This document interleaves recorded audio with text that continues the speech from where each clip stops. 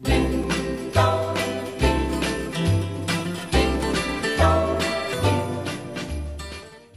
jingle bell wreath was a gift from my sister several years ago, and I put it on my front door every year. This is the inside of my front door, and a wreath I made years ago. I think I got the base for it at a thrift store, and the rest is leftover packaging material that I attached.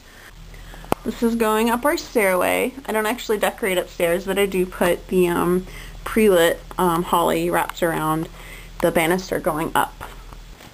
This is a Christmas tree shaped quilt that my mom made for us that I hang on a door, one or another door, every Christmas. It's hanging on the downstairs bathroom door right now.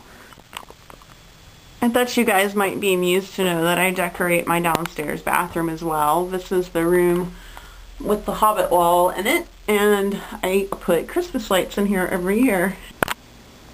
This is our Christmas tree, and I'll try to give you a really good tour of it. This will probably take up the bulk of our time today because it's so big, and I can't get far enough back to give you a view from this side. There's the star on the top, my Harry Potter quilts in the background. The star actually came from World Market.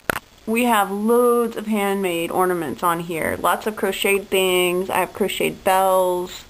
This is a crochet pattern I found online years ago. I think this was made, little cross stitch was made by Joel 68. Got crocheted stocking. This was a, I believe it was hand cast. I got this in, I think, like 2nd or 3rd grade. It says, yeah, 1980, so a long time ago. This is a marbled ornament made by my friend Allison. I've got more crocheted stuff. This was made, this is all felt, made by the Girl Scout troop that my daughter used to be in. More crocheted, obviously made a long time ago. This is the first crocheted Christmas ornament I ever made. It's a picture of Elena from her first Halloween, and I just sort of made this up. I was crocheting already, but I wasn't really following patterns yet. It's made by the lovely HP5 Freak.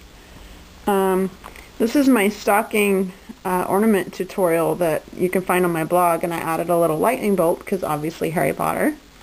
This is a little Texas ornament that was made by Elena in kindergarten. This one was made by one of my kids, I don't remember which, and it doesn't have a name on it, so I'm not sure. I've got a bunch of these. These are little gingerbread men that I made using my cookie cutter as a pattern, and then I just embellished them, and they're stitched together with embroidery floss, and then I wrote the kids' names on the back of them. Another plastic canvas ornament. My mom always made these when I was growing up, so I like to make them now. And it's got a little jingle bell inside, as you can hear. Got a pygmy puff here, a little snowman that someone made for me. This was a very lean year for us. The year Gareth was born, we were very low on money, and one of the things that I made Christmas ornament-wise is I took duplicate pictures and then water paintings that the kids had made, and I cut them, oh, not the kids, just Elena, because Gareth was an infant, and I glued those on the back and then just wrote on the front in silver Sharpie. So that was Elena in 97. Here's a snowflake ornament, and this was actually a Christmas craft that we did when I was a room mom for a 1st grade class, and all the kids made these, and I think that one is Elena's.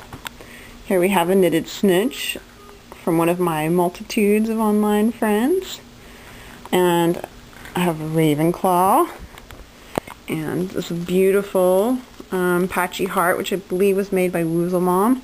And I'm trying to avoid showing addresses on the envelopes that are on the tree because those are gifts for my kids from my aunt. And this was made by Joel 68 and Phoebe in 2001. Let's see.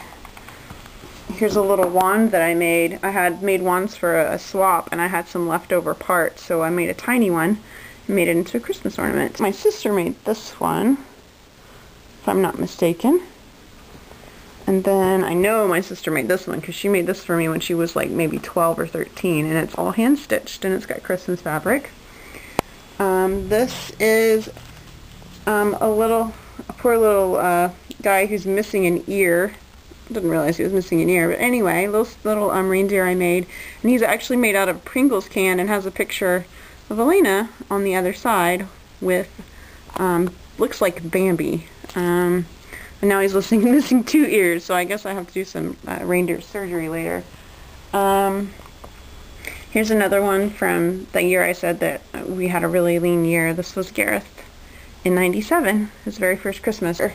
Here's another crocheted ornament that I made. This was a plastic lid that I think I either poked holes in or burned holes in it, I don't remember. And I put pictures of the kids on both sides. This was '97, and then I crocheted around it and just made it all ruffly. I have a lot of ornaments like that. Have quite a few of these too. These are pretty standard fare for Christmas ornaments when your kids are about 4 or 5. And they take 3 popsicle sticks and a little felt and some eyeballs, and you end up with a Rudolph. So put him back on here. And another one made by Jules. And here is little crafty TARDIS.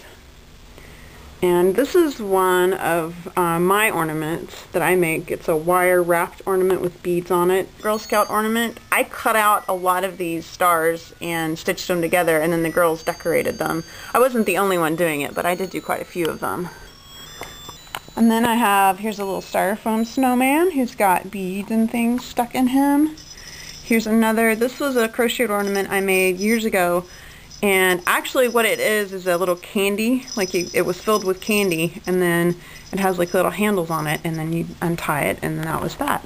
Here's another Christmas ornament when you're feeling poor, and it was cookie cutters, and then I glued that together and embellished. This is an ornament Eli got from his first out of college job back in '96, recycled disc from the company that he used to work at.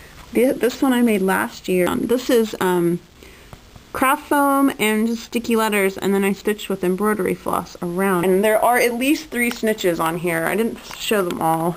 But here's number 2. This is one that I made, which was an antenna ball, and I made it into a Christmas ornament. And here's another one that I think was made by a hard hat cat. And now let's go look at my stockings. These are Christmas stockings. The quilted ones on the left were made by my mom. This one is mine. You can tell because it has a lace and a jingle bell. And this one is Eli's.